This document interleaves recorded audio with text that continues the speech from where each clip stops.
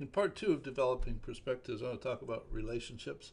I'd said in part one that whatever the information is that the map is intended to convey is pretty much worthless unless one really understands how to read the map. So that this particular segment is about how to read the map. The relationships that exist, there are multiple conventions for describing relationships. The one that I present here, I think in time you'll understand why I chose it. It seems to be convenient and work well. But if I have two entities, forget about what the entities are at the moment, just A and B, the relationship between them can be such that A adds to B or B changes in the same direction that A does. And I'll give an example that explains why this definition is overloaded in a moment. The alternative is that I can have an opposite relationship where C subtracts from D or D changes in the opposite direction that C changes.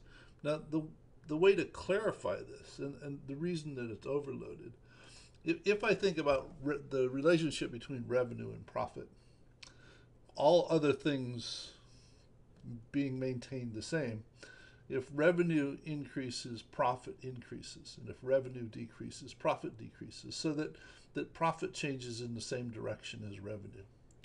And if I look at the relationship between expenses and profit, and I don't consider anything else, just this relationship, as expenses increase, profit decreases, and expenses decrease, profit increases.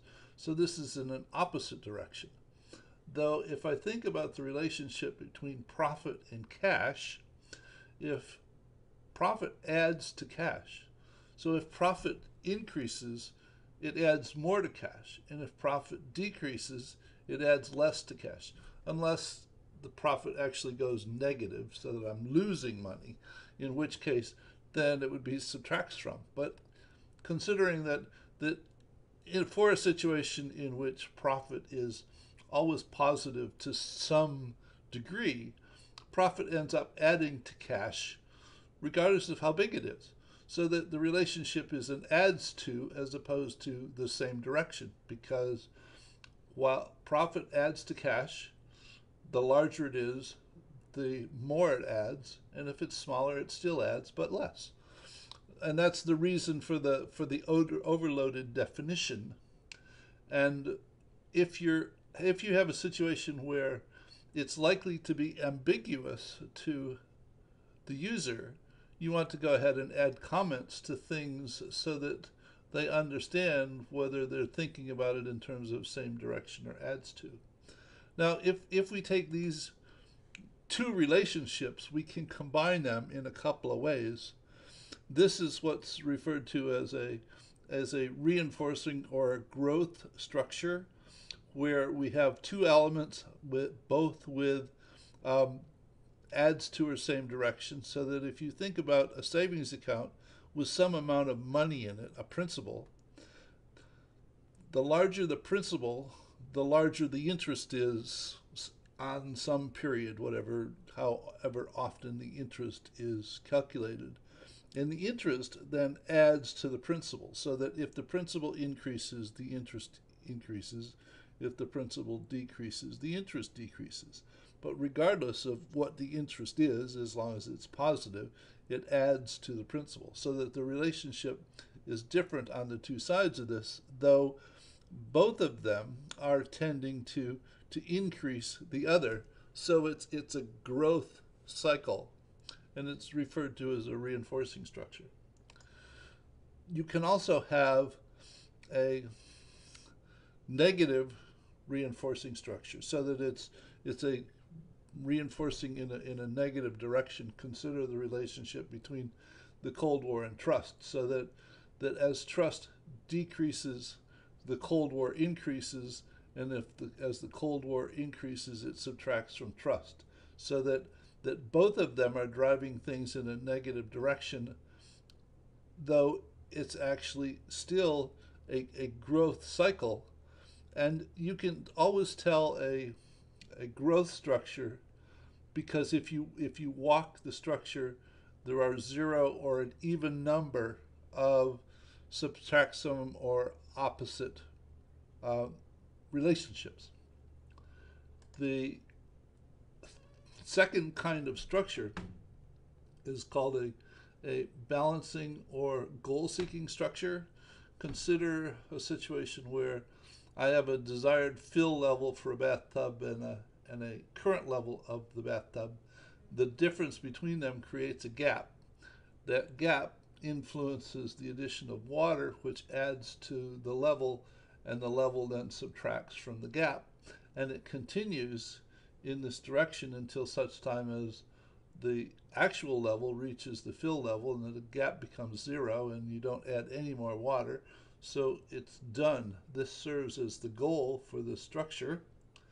And notice that the relation here is the same direction, but water actually adds to the tub level, so that regardless of what the rate of water flow is, it's adding to the tub level. But as the tub level increases, it actually has an opposite direction relationship on the gap, so that as the tub level increases, the gap gets smaller. Now, the indicators here, this is a reinforcing structure, which is the plus sign, and the negative sign is a balancing or goal-seeking structure indicator.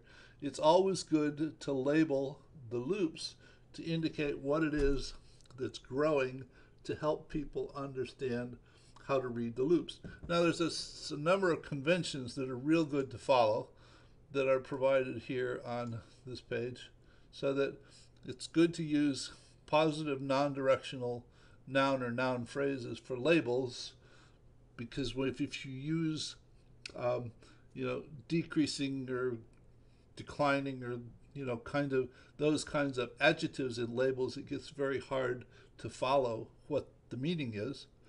All loops should have labels in a single sequence so one knows how to read the loops, and I'll do a couple of stories in a moment in the next two videos. Growth loops, you want to label them so that you know what it is that the loop is causing to grow, so that this says savings growth and this says Cold War growth. You know what it is that it's producing a growth of. And for a balancing loop, balancing loops, goal-seeking loops always have goals. You want to identify what it is that that structure is attempting to attain.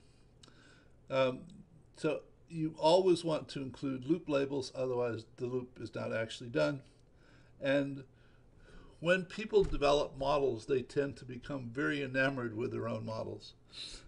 My friend Jeff says that all models are ugly except your own. And as you work through and you develop a model, you become very attached to it. And you understand a lot about that model that you don't actually put into the model. Though, if you want to convey what it provides an understanding of to others, you need to make it in a form that they can actually comprehend, so that it's best to present models to other people as stories, and I'll do a couple of those in a few minutes in another video. So wherever it is that someone might consider an aspect of the model confusing, include notes so that people can read, other than just having a set of labels and influences. It's possible to actually put notes on things so that people can read extended descriptions of what the loop or the elements of the relationships provide. So that's a sort of an introduction to understanding the relationships. There is additional information in Systems Keeley. The link for that is here. There are extended information about Kumu and Insight Maker, using them to develop models and doing storytelling. So I'll see you in the next video. Bye.